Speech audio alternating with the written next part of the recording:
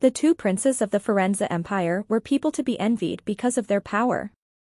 However, there was one restriction placed on them that they couldn't break no matter how much power they possessed. And that was the inability to meet Princess Ashtart freely.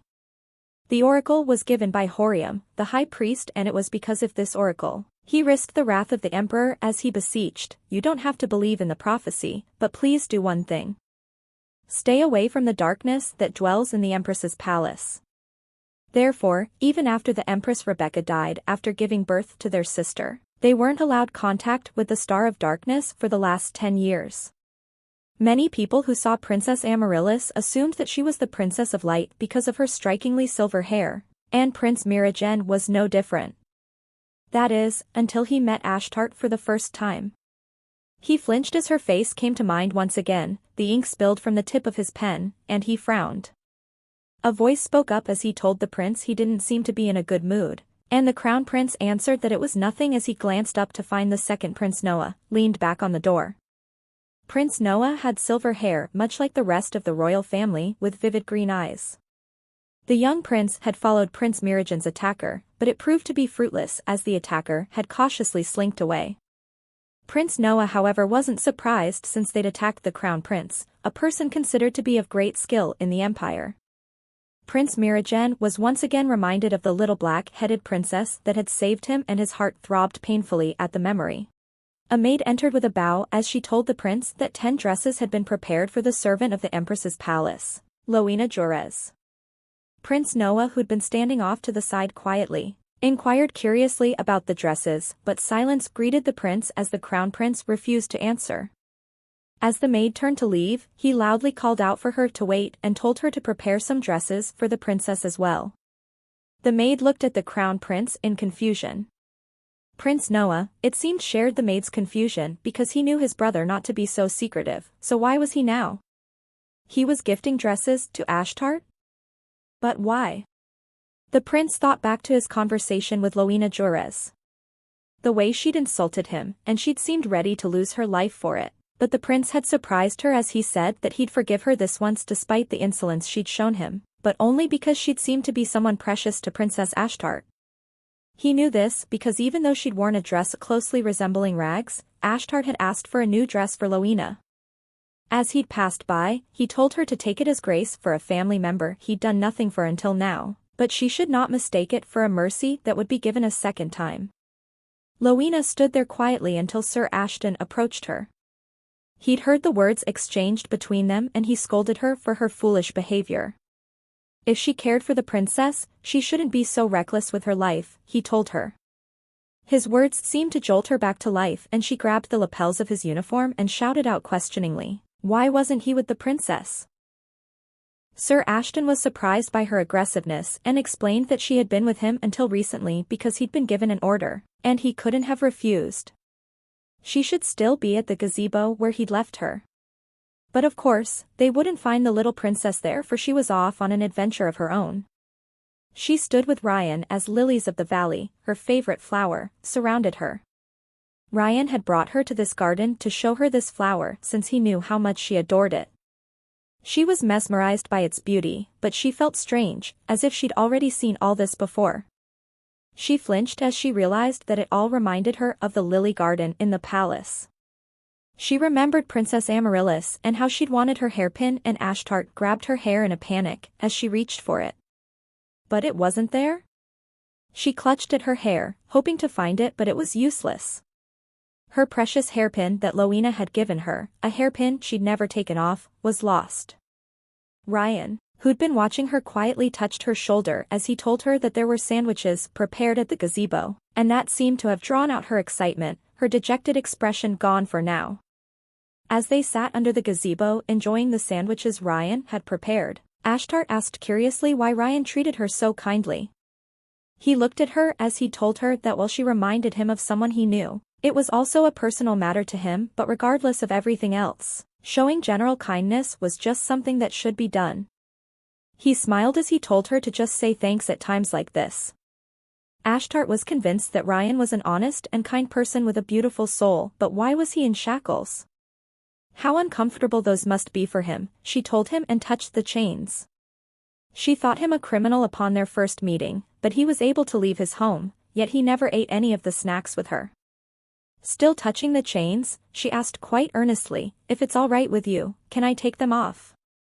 Would she really do that for him? He wanted to know, and she answered with an enthusiastic yes. She was sure she could find a spell that would release him from those chains. She got up intending to do just that, but he grabbed her hand. He smiled sweetly as he said to her, "Dear Ashtart, did you really think I'd fall for that?" Why did he think she'd tried to fool him? She questioned, surprised he'd think she'd do something like that to him. But his laugh dispelled her concerns as he told her she'd tried to trick him because she wanted to read more spells in her magic book. His words surprised her, and she groaned as he told her amusingly that she hadn't rested enough yet.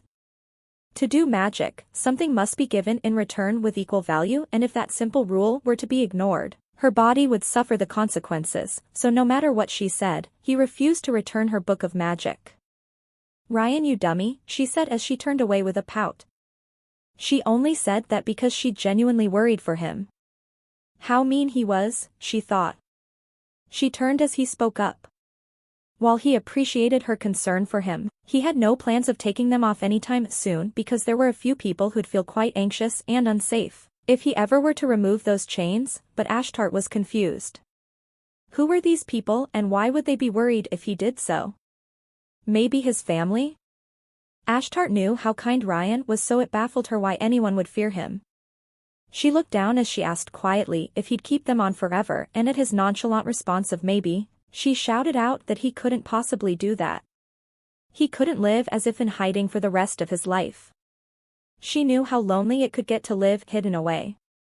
Hidden away in this life and her last life too. Her previous life, she knew nothing but sorrow.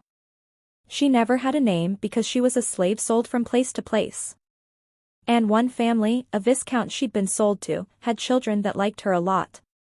They treated her as a toy for amusement.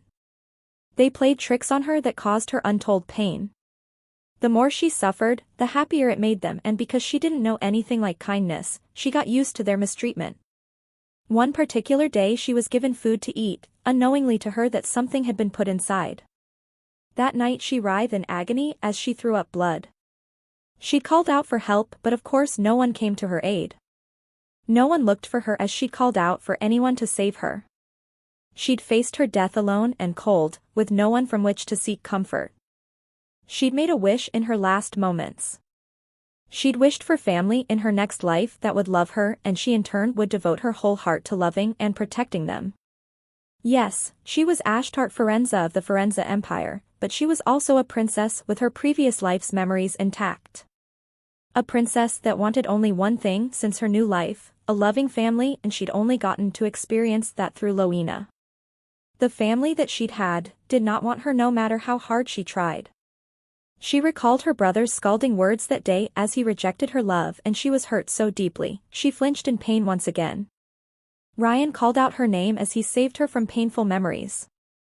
He asked if she was okay, and she blinked as she realized that she'd shouted out at him, and she felt apologetic for her behavior.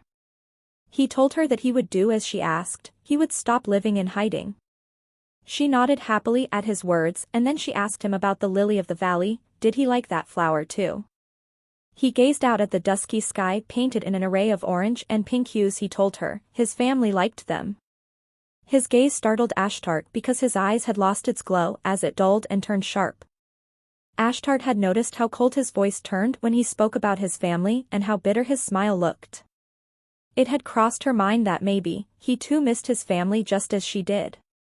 Back at the palace, trouble once again reared its ugly head, and Sir Ashton sighed tiredly as he thought about the root of the problem.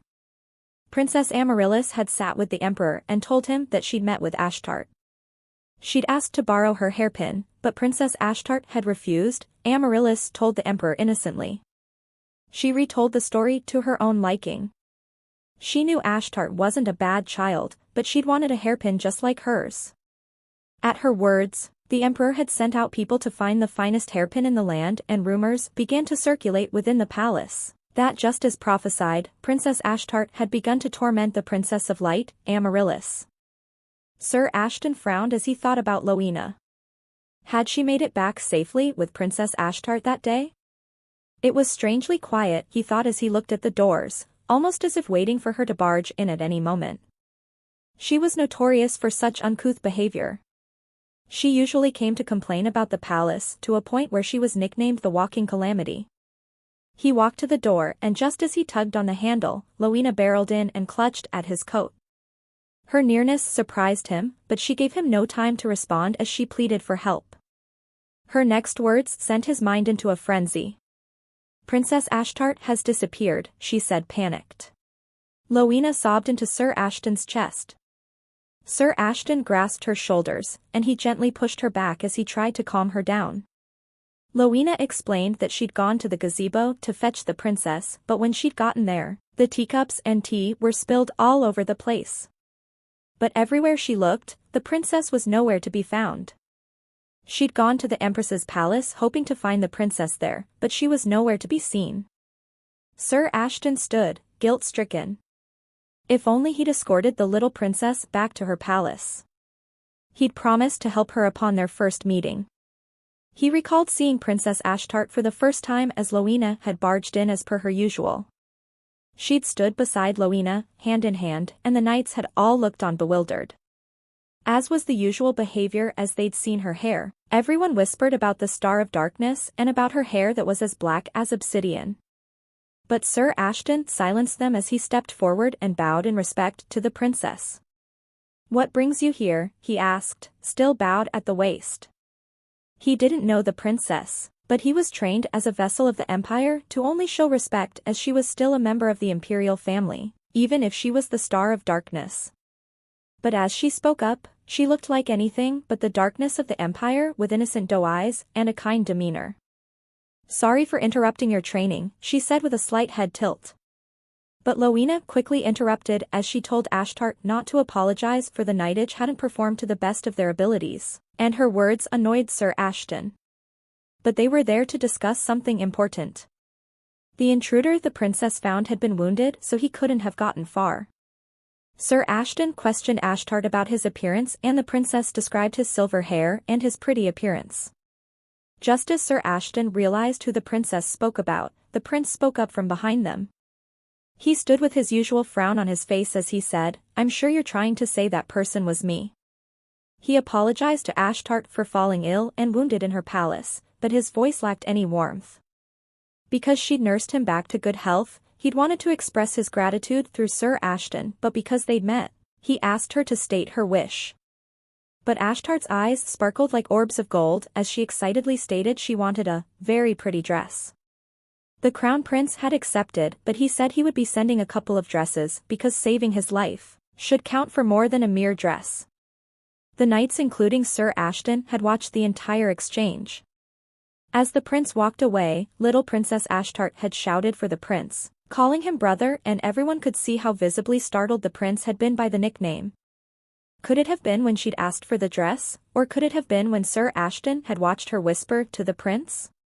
Sir Ashton knew that everyone who met the princess changed because of her pure heart. Princess Amaryllis and Prince Miragen were no exceptions.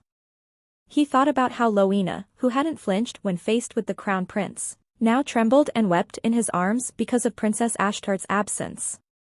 Sir Ashton could take no more of her sadness and he pulled her into his arms. He hugged her tightly as he comforted her. How would she find the princess in this state? Where was the woman who'd barged into his office to make demands? She pulled away from his embrace and coughed after her earlier hysteria. He told her to go back to the princess's palace and wait for her return. She looked at him with flushed cheeks and tear-filled eyes. She thanked him and said that she'd make sugary milk while she waited for the princess because she knew how the princess enjoyed that drink. As she spoke, she smiled gently, an action which took Sir Ashton by surprise, and his heart began to beat erratically. He quickly excused himself to conceal his blushing cheeks. Inside the main palace, two maids animatedly discussed their plan to obtain a hairpin that would please Princess Amaryllis, but were alarmed as the second prince approached them. They quickly stepped to the side and nervously greeted Prince Noah as he passed by. Had he overheard their conversation, they thought worryingly. But the prince paid them no heed as he continued down the hallway. Perhaps, he intended to visit the princess because of his worry about the rumors. The one maid told the other that the two princesses had met, and the darkness had begun to consume the light. When the princesses had met, Princess Ashtart had treated Princess Amaryllis coldly and then she'd attacked Princess Amaryllis, accusing the princess of taking what belonged to her, which was merely a worn-out hairpin. Prince Noah listened as they spoke. But that didn't seem like something she'd do, he thought. The first time he'd met his sister, he'd overheard Lowena and Ashtart's conversation as he'd watched from the rooftop of a little building nearby. Lowena had left Ashtart on a step as she rushed off to the kitchen to bring back some food. She'd wanted to go with her, but Lowena had told her to stay put. She grabbed her hair and yanked at it violently as she exclaimed loudly, "Dirty." She knew everyone hated her because she was black like dirt. He jumped down and approached her. He'd never met her, but he knew in an instant who she was because of her black hair.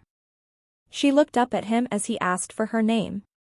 She introduced herself as Ashtart and she'd waited for her attendant. But out here in the cold? He pulled off his fur-lined coat and threw it over her shoulders. She could wear that while she waited. She looked at it confused because this was much too lavish for her. He told her, as he buttoned up the coat, to think of it as a family member's responsibility. She quickly lost that baffled look at his words, and she smiled happily. "Let's meet again," he said. It puzzled him as he continued his walk through the palace. Why would a princess say something like a coat was too lavish for her? Wasn't it improper for a princess to say something so absurd? Prince Miragen, who'd napped lightly, abruptly woke up. He dreamt about his younger days under the hands of the first empress, Rosania Firenze. His childhood could simply be described as a nightmare. A mother who'd taken to physically whipping him into the perfect emperor that in essence described her parenting of him. And he thought of it as normal behavior until she died from an illness. So, when he'd met the princess for the first time, under the urging of the high priest Horium, he'd wanted to believe that she was the princess of light that everyone spoke about. Her innocence and sweet nature had captured his heart upon their first meeting. He thought about Amaryllis's pure smile, but her image soon morphed into a smiling Ashtart, an image that stunned him. This had happened more often than late, and he didn't understand why. He thought that if he'd set a boundary between them, these feelings for her would subside. He couldn't understand this uncomfortable feeling. His thoughts were interrupted by a knock on the door and Sir Ashton walked in and his words left the prince with a panic he couldn't comprehend. "Princess Ashtart has disappeared," Sir Ashton said urgently. "She only ever stayed in the Empress's palace, so she couldn't have disappeared," he reasoned, but Sir Ashton explained that according to her attendant, she hadn't returned from the Lily Garden. His panic grew as Sir Ashton spoke and he cringed as his heart throbbed painfully. This uncomfortable feeling began to overtake his being, but why, he didn't understand. Since she'd disappeared right after their tea party in the garden, that meant she hadn't been gone for long. He'd be able to find her with magic to retrace her whereabouts. He reached for his drawer intending to grab his book of spells, but came out empty-handed. He questioned if Sir Ashton had perhaps taken his spell book, but judging by Sir Ashton's confusion at the question, he knew Sir Ashton wasn't the culprit. He dismissed Sir Ashton but told him to be discreet about the princess's disappearance. No one was to know she'd gone missing. He was to search all of Firenze to find the princess. As Sir Ashton left, the prince was overcome with a headache. Just where could he have misplaced his spell book at a time like this?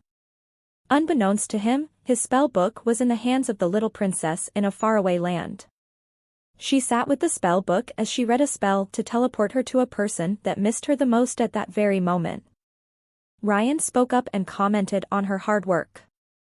She didn't want to be a burden, she'd said, but Ryan found her to be anything but a burden. She pouted as she told him all he'd done for her so far. He'd clothed her, fed her, and brought her to see a beautiful garden. He smiled uneasy and thought guiltily about returning her hairpin to her but stopped short at her words. She had found a spell that might help her return. She smiled happily as she promised success this time, but all Ryan felt was loss at having her leave so soon. She explained the spell to Ryan, and he was surprised the book included Sensiberia's magic. also known as the holy language of Siberian, was magic used in the temple. This magic could cast force fields, gave blessings, and had the ability to heal. Thoughts plagued his mind as he thought about her spell. What use was this spell that could teleport him to someone who missed him if nobody even wanted him? She said a name aloud and it startled Ryan because he knew of one person who'd miss Ashtart right now.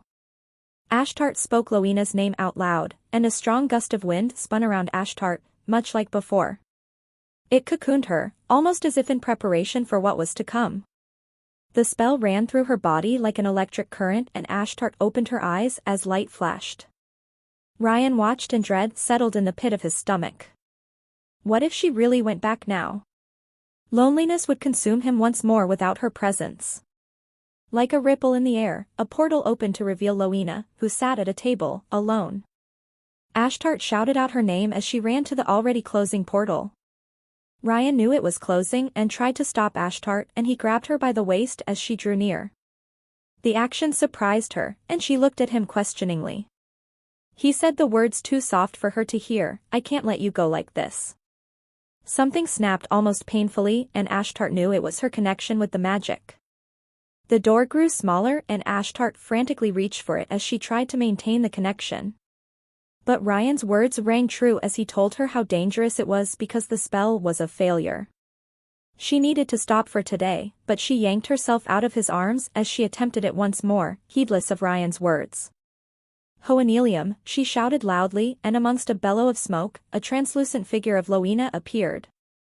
Ashtart smiled excitedly that the spell had worked, and she reached forward for Lowena. But her smile soon turned into a frown as a tearing sensation ran through her entire being, and Ashtart screamed out in agony.